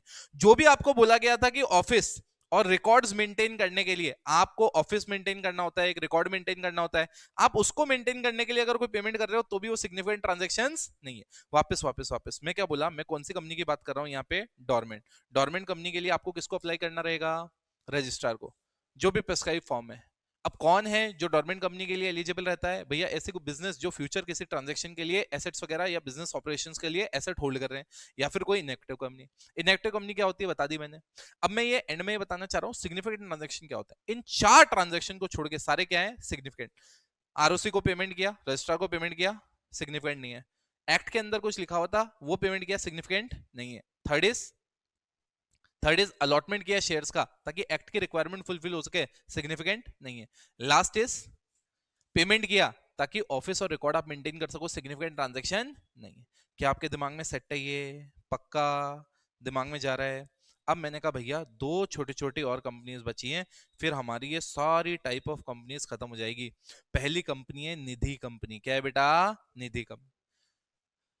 जिस कंपनी को सेंट्रल गवर्नमेंट अपने ऑफिशियल मतलब अपने ऑफिशियल गैजेट में नोटिफाई कर दे कि भैया ये निधि या म्यूचुअल बेनिफिट कंपनी है, तो वो क्या हो जाएगी? निधि या बेसिकली क्या होता है इसमें कि ऐसे मेंबर्स जो होते हैं वो हर महीने कुछ ना कुछ कंट्रीब्यूट करते रहते हैं। इन शॉर्ट ये इसलिए होता है ताकि लोगों में एक एक हैबिट डेवलप हो कि भैया अब हमें थोड़ी सेविंग्स करनी है। क्या करनी है? थोड़ी सेविंग्स। तो सेंट्रल गवर्नमेंट जिस कंपनी को नोटिफाई कर दे, ऑफिशियल गैजेट मतलब क्या होता है? सेंट्रल गवर्नमेंट का काइंड ऑफ नोटिफाई करने का तरीका, कि हमने बता दिया है कि यार हमने ये कर दिया। नहीं तो कल को मान लो कोई एक्ट आ जाए, कोई बिल आ जाए, लोग कहते हैं हमें तो बताया ही नहीं आपने, और अब आप कह रहे हो यार आपने ये नहीं किया, पनिशमेंट मिलेगा। तो सेंट्रल गवर्नमेंट नोटिफाई करता है अपने ऑफिशियल गैजेट में नोटिफाई करता है, kind of newspaper of the government. Am I making sense?